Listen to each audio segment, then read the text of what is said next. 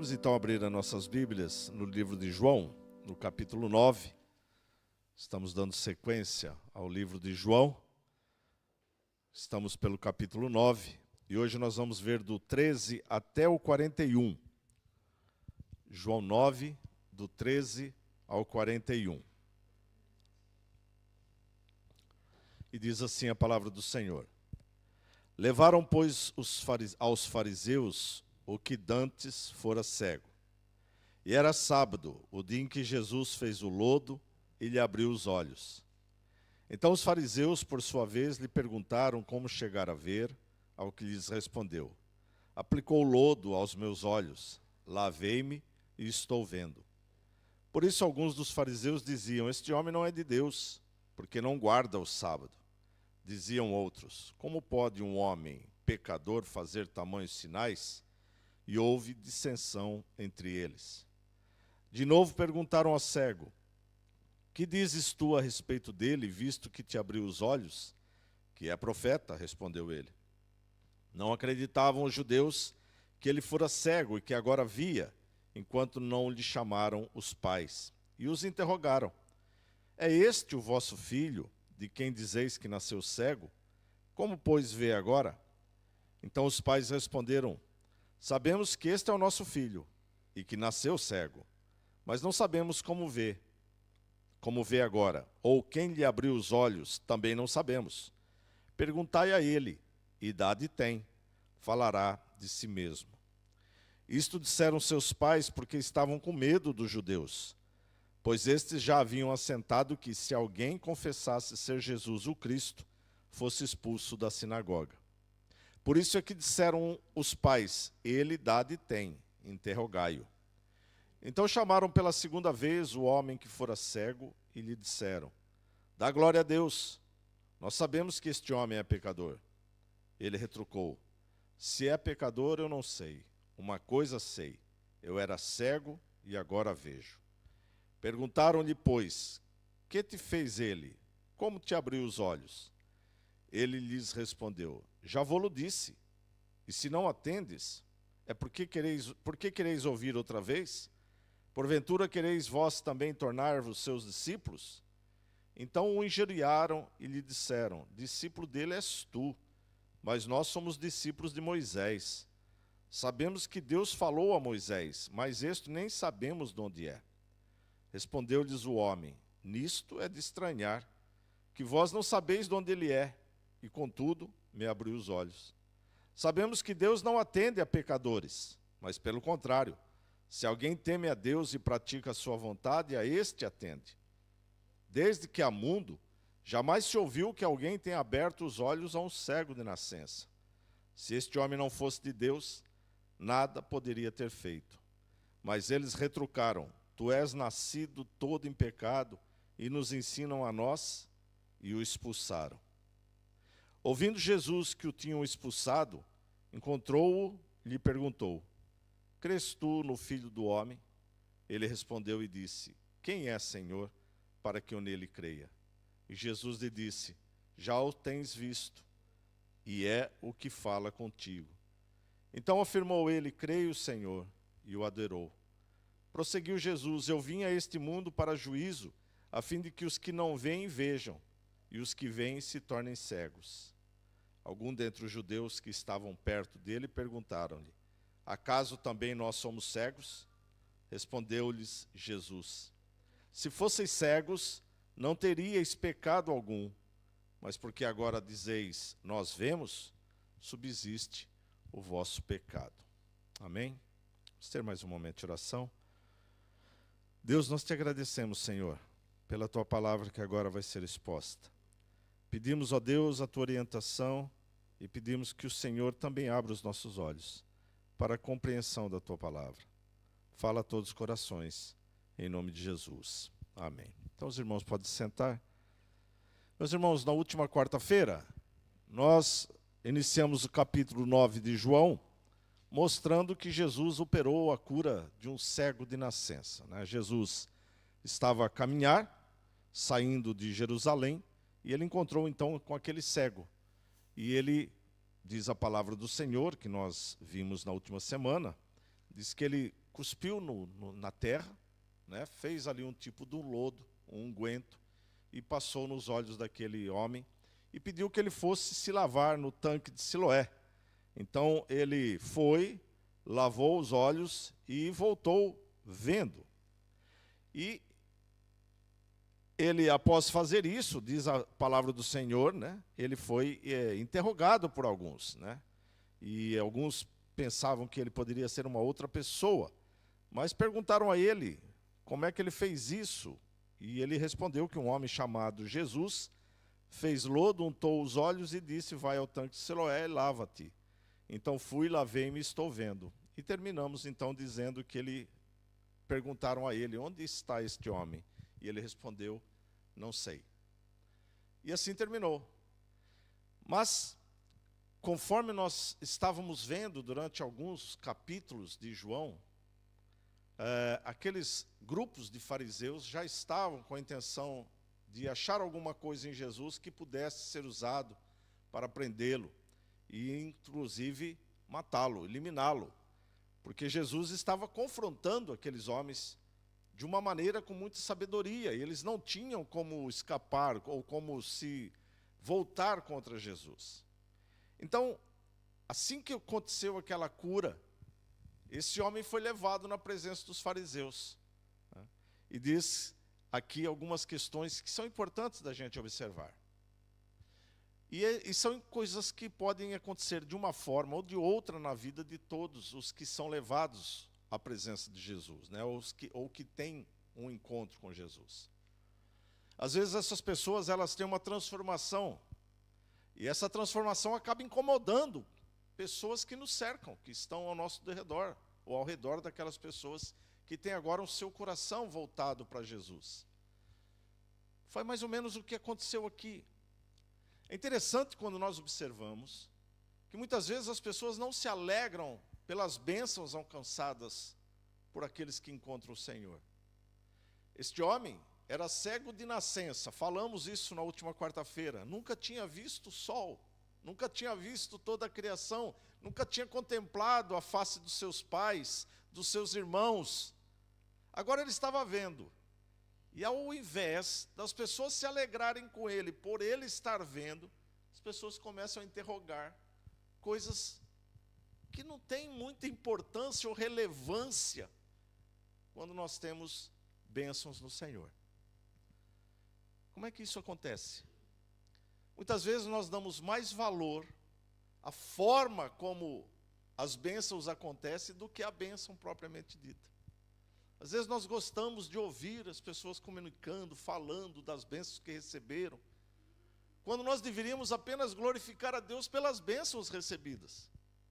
É isso que nós devemos fazer quando nós temos esse encontro especial com Jesus. Nós vamos ver aqui que este rapaz, este homem, não sabemos a idade exata, apenas os seus pais informam que ele tem idade suficiente para responder por ele mesmo, ou seja, era alguém que já intelectualmente era formado. Este homem, nós vamos perceber que ele vai subindo na sua fé em Jesus. Isso é que importa quando alguém tem um encontro com Jesus. É como isso vai sendo operado no coração deles, a transformação que é operada no coração das pessoas. A forma como elas foram buscadas por Jesus é secundária. É secundária. Tem pessoas que são alcançadas por Jesus através de uma bênção, um milagre. Outras pessoas são alcançadas por Jesus quando Jesus o livra de um sofrimento, o livra de um problema. Outras pessoas são alcançadas por Jesus pela palavra. Ou seja, o meio em que Jesus alcança as pessoas, ela é secundária. O que importa é ser alcançado por Jesus. Ser alcançado por Jesus. Então, percebam que o coração das pessoas, muitas vezes, ele é tão duro que não consegue se alegrar. O que é que os fariseus queriam? Eles queriam alguma forma de acusar Jesus de blasfêmia, ou de negligenciar a palavra, ou de negligenciar a Deus. Então, eles estavam sempre buscando coisas para poder acusar Jesus. E aqui Jesus faz um milagre novamente, que vai incomodá-los, e exatamente de novo no sábado. como ele já havia feito uma vez com aquele paralítico do tanque de Betesda. Também foi no sábado. Aquilo incomodou os homens, porque os homens são legalistas. O problema era o sábado. O problema é que no sábado não se pode fazer determinadas coisas, e Jesus fazia no sábado. Então, é interessante porque eles começam a fazer umas perguntas para aquele jovem. Veja as perguntas. Diz o versículo 14, e era sábado. Então, o evangelista aqui já traz uma informação que, a princípio, pode não ter uma relevância, mas para o efeito de compreensão do que Jesus quer transmitir, tem muita relevância. Porque ele diz assim, e era sábado, o dia em que Jesus fez o lodo e lhe abriu os olhos. Era sábado, Jesus fez lodo. E por que ele dá essa informação? Porque não se podia fazer nenhuma obra, nem mesmo amassar um barro. Então, o que eles queriam saber? A quantidade de barro é que Jesus amassou, para ver se ele estava ferindo os princípios do sábado. Que absurdo, não é? Quando nós colocamos questões sem sentidos acima da presença do próprio Cristo. Então veja, era sábado, o dia em que fez o lodo e abriu os seus olhos. Então os fariseus, por sua vez, lhe perguntaram como chegar a ver. Aqui esse replicou, aplicou o lodo aos meus olhos, lavei e estou vendo. Novamente eu digo, a forma como esta pessoa responde, ele quer dizer assim, olha, é o seguinte, ele passou um lodo nos meus olhos, eu lavei e eu estou vendo, é isto que importa. Mas os fariseus queriam saber como foi, quanto tempo demorou, se caminhou muito, se caminhou pouco, se usou muito barro, se usou pouco, porque havia esta questão da forma como algumas coisas podiam ser feitas no sábado e outras não. Interessante porque estes homens, então, esses fariseus diziam, este homem não é de Deus, porque não guarda o sábado. Ou seja, eles estão a dizer que a guarda do sábado, ou a pessoa ser de Deus, está condicionada a um dia da semana. Por isso que Paulo, lá em Gálatas, vai falar assim, tem pessoas que ficam preocupando com o que há de comer, com guarda de dias, com festas. Tudo isto já passou. E tem pessoas que continuam assim ainda, guardando dias, guardando dietas, guardando festas, continuam ainda. E se alguém faz alguma coisa naquele dia, são chamados de que essas pessoas são contra Deus, porque não guardam um dos mandamentos de Deus que foi cumprido em Cristo Jesus, né? Então, eles continuam a não acreditar naquilo. E aí o que é que eles fazem? Eles vão então e perguntam àquele jovem diretamente, o que é que tu dizes a respeito dele? E a resposta do homem é, ele é um profeta. Ele é um profeta. Por que ele chega na conclusão que ele é um profeta? Porque a palavra do Senhor, quando nós lemos lá os profetas no Antigo Testamento, nós vamos ver que apenas profetas faziam milagres.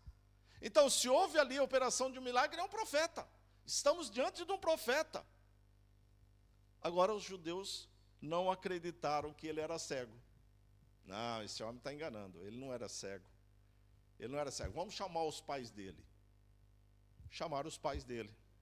E perguntaram, é vosso filho, de quem dizeis que nasceu cego? Como, pois, agora vê? E os pais responderam, olha, eu sei que este é o nosso filho, e eu sei que ele nasceu cego, versículo 20. Mas não sabemos como ele agora vê. Eu não sei como é que foi que aconteceu isto, mas eu sei que é meu filho e que era cego. Agora, se vocês não querem acreditar em mim, não querem acreditar, pergunte a ele já tem idade suficiente para responder por si. Interessante porque muitas vezes o medo nos faz nos esconder de um compromisso com Cristo. A palavra do Senhor diz aqui, que no versículo 22, isto disseram seus pais, porque estavam com medo dos judeus, pois estes já haviam assentado que se alguém confessasse ser Jesus o Cristo, fosse expulso da sinagoga. Então eles tinham medo, eles não queriam deixar de cultuar a Deus na sinagoga, eles tinham medo que eles fossem expulsos. Sabe, meus irmãos, muitas vezes as pessoas têm medo de se voltar para Cristo, porque pensam que vão ser repudiados pelos seus familiares, seus amigos vão deixar de ser seus amigos, vão ser zombados. Então eles têm medo de se identificar realmente quem eles são. Isso muitas vezes acontece, É muito triste isto, porque negar a Cristo é também motivo, segundo a própria palavra, de Cristo negá-lo naquele dia, quando Cristo vier buscar os seus. Negar a Cristo é negar o próprio Salvador, é negar aquele que resgatou-nos. Negar a Cristo é virar os olhos para aquele que olhou para nós do alto de uma cruz. Negar a Cristo é ofender a Deus propositalmente. Estes homens, eles negaram porque tinham medo. Qual o medo que muitas vezes nos intimida diante de Deus? O que é que faz com que muitas vezes somos tímidos diante de Deus? Por que é que muitas vezes as pessoas são convidadas para vir à igreja e não vêm? Porque elas têm medo. Elas têm medo de ser vistas saindo aqui da igreja, por exemplo, e alguém fala, olha lá, está indo lá na igreja. Elas têm medo. Elas têm medo de poder depois as pessoas dizer, olha, se você agora é crente, já não temos mais parte contigo. Você vai lá atrás do seu Deus. Eu só sei uma coisa. E isso eu posso dar garantia para os irmãos. Cristo não teve medo. Cristo não teve receio de passar pelo que passou por nós. A palavra do Senhor diz que Ele abriu mão da sua glória. Ele abriu mão de quem Ele era no céu, para vir à terra, habitar no meio de nós como homem, para que nós pudéssemos ser salvos pela sua morte. Ele se humilhou para que nós fôssemos salvos. Então, o que João nos transmite aqui é que nós precisamos ter coragem. E a coragem é dizer sim, eu sou de Cristo, sim, eu sou salvo por Cristo, sim, eu sou um discípulo de Cristo. Veja, mais adiante ele vai exatamente falar isto. Veja que aqueles fariseus, aqueles religiosos, novamente chamam o rapaz e interrogam de novo. Ele fala assim, dá glória a Deus, faz-nos saber que este homem é pecador. Ele queria ouvir da boca daquele jovem, ou daquele homem, ele dizendo assim, ele é um pecador, sim. Ele é um pecador, ele me curou, mas ele é um pecador. E ele retrucou, se é pecador eu não sei. Eu sei que eu era cego e agora vejo. Outra coisa, eu sei que Deus não atende pecadores. Lá no versículo 31, Deus não atende pecadores. Pelo contrário, se alguém teme a Deus e pratica a sua vontade, a este teme. Isto eu sei. Então eu sei que ele não é um pecador. Mas eu sei que é alguém que tem muita intimidade com Deus. E isto Deus fez. E Deus o atendeu. Aquilo incomodou demais aquele grupo de pessoas. Porque ele falou ao contrário do que as pessoas queriam ouvir. As pessoas queriam que ele negasse a Cristo. E pelo contrário ele disse, olha, esse homem vem dos céus. Esse homem vem de Deus, porque ninguém pode fazer o que ele faz se não vier de Deus. Mais ainda, no versículo 33 ele diz assim, se este homem não fosse de Deus, nada poderia ter sido feito. Vocês estão aqui a falar, o que é que vocês fazem? Vocês não fazem nada. Vocês só ficam olhando e dizendo o que deve ser feito, o que não deve ser feito, mas vocês não fazem nada. É isso que Jesus acusa os fariseus. Ele acusa daquelas pessoas colocar cargas que nem eles carregam, mas gostavam de pôr cargas sobre os outros. Muitas vezes a religião e as falsas religiões colocam peso sobre as pessoas. Peso que Cristo não colocou, bem pelo contrário, Jesus diz que o jugo dele é suave e o seu fardo é leve. Mas muitas vezes, as religiões querem nos imputar peso. Tem que guardar este dia, tem que guardar o dia tal, tem que fazer isto, tem que fazer aquilo, tem que fazer uma campanha, tem que fazer tal coisa, tal coisa, tal coisa, tal coisa. Peso sobre nós, ou sobre o povo. É claro que aquilo incomodou e fez com que eles o expulsassem da sinagoga. Esse rapaz, esse homem, ficou marcado. Ele não poderia mais entrar numa sinagoga. Mas será que aquilo incomodou aquele homem? Olha como é que continua. Versículo 35. Ouvindo Jesus que o tinham expulsado, encontrou e lhe perguntou. Eu penso que Jesus aqui ouvindo, encontrou porque ele foi buscá-lo. A palavra diz assim, ouvindo Jesus que o tinham expulsado, encontrou-o. Ou seja, eu compreendo que Jesus foi buscá-lo. Porque ele tinha sofrido algo por causa de Jesus. Por causa de Jesus, ele tinha sofrido algo. E ele lhe perguntou, você crê no Filho do Homem? É claro que essa expressão não era muito comum, não era muito usual. Mas da forma como foi falada, fez com que o homem respondesse, quem é, Senhor, para que eu nele creia? Quem é o Filho do Homem? Essa expressão é usada, e foi usada também nos Salmos, né? E Jesus então lhe disse, já o tenho visto, e é o que fala contigo. Então diz a palavra do Senhor que ele creu e o adorou. Creu e o adorou. Adorar a um homem era algo de pecado. Era uma blasfêmia contra Deus. Mas este homem reconheceu em Cristo o enviado de Deus. Então ele adorou o Senhor. Eu gostaria de acompanhar com os irmãos algumas coisas que foram se passando com este homem. Primeiro, no primeiro encontro com Jesus, ele foi perguntado quem era ele falou, eu não sei.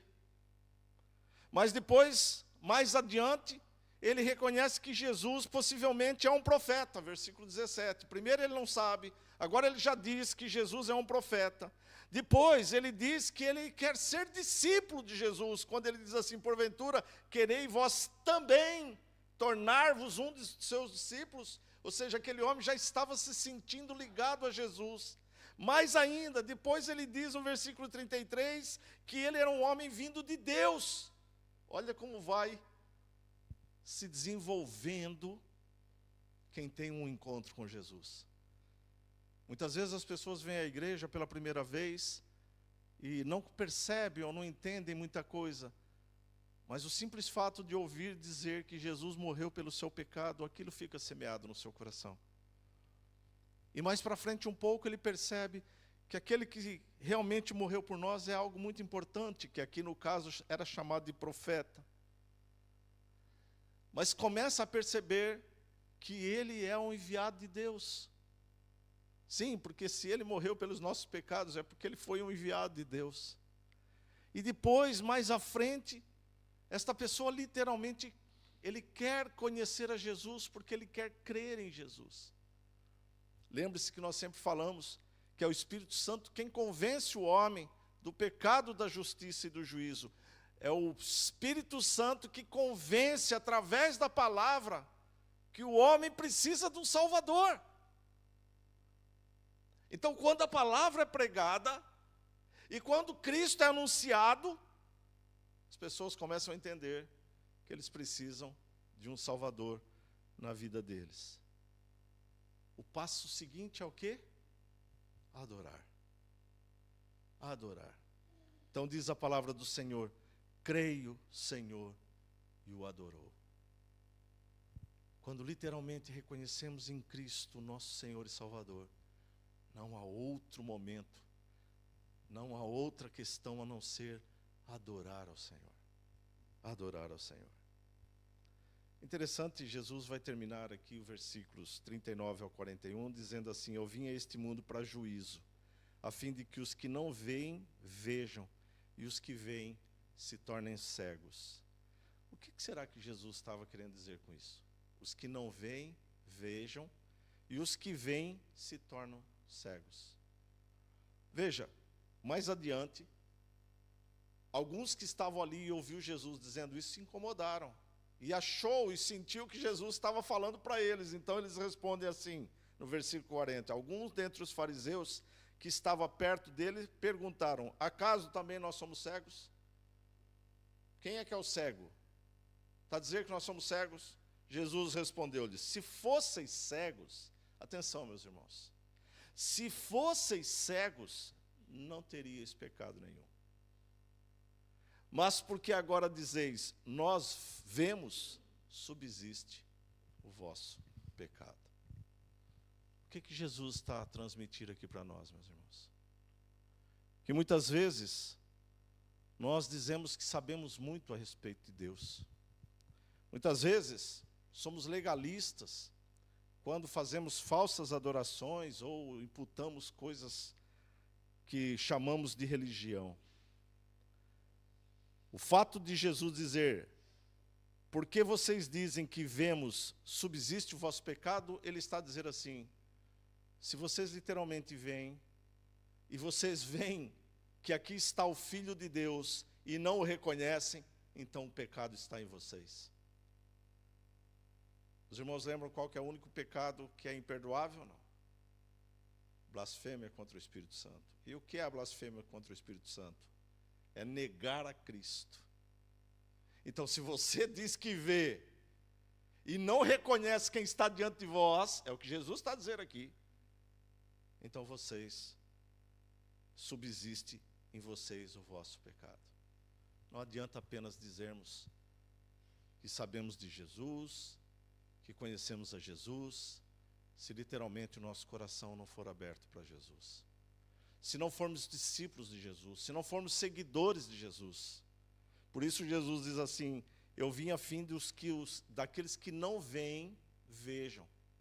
Quem eram estes? Eram aqueles que muitas vezes não eram alcançados pela legalidade da religião. No tempo da Idade Média, houve um período chamado período das trevas, diante da igreja, que inclusive originou, alguns anos depois, o que nós chamamos hoje de Reforma Protestante. E qual era o problema? O problema é que as pessoas precisavam pagar para ter seus pecados perdoados. Então os pobres não tinham como pagar. Então eles não tinham como perdoar seus pecados. Jesus veio para estes, aqueles que não viam, ou seja, não tinham condições de honrar o que a igreja colocava de peso, mas que buscaram a Jesus. Enquanto que aqueles que diziam que buscavam a Jesus, mas literalmente não reconheciam a Jesus como suficiente Salvador, e sendo Ele suficiente, não precisamos fazer nada, porque Ele é suficiente, então estes estão cegos. E se estão cegos, pecado subsiste. Pecado subsiste. Aquele que não confessa que Jesus é o Senhor, está no pecado, permanece no pecado, e o pecado o condena. É isso que a palavra do Senhor diz. É isso que Paulo diz, que se reconhecemos a Cristo, então não há nenhuma condenação sobre nós. Mas, se não, toda a condenação está sobre nós. O que este capítulo de João nos transmite é: Jesus veio para trazer luz aos que estão cegos. Ele é a luz. Ele é aquele que traz a luz. Mas tem pessoas que acham que estão na luz, mas na realidade vivem nas trevas. Vivem nas trevas. E enquanto, Jesus diz, enquanto eu estou no mundo, há oportunidade para que as pessoas possam receber da luz. Enquanto Cristo não voltar e o evangelho estiver a ser pregado, há oportunidade. Depois, quando Cristo voltar, cerrou-se, fechou-se a porta do evangelho. E haverá só condenação, haverá só juízo e justiça.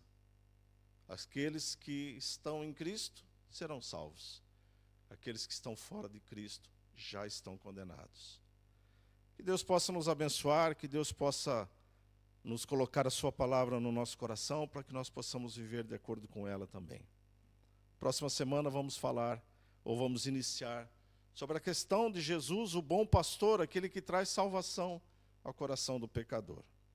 Vamos orar ao Senhor, encerrando o culto desta noite.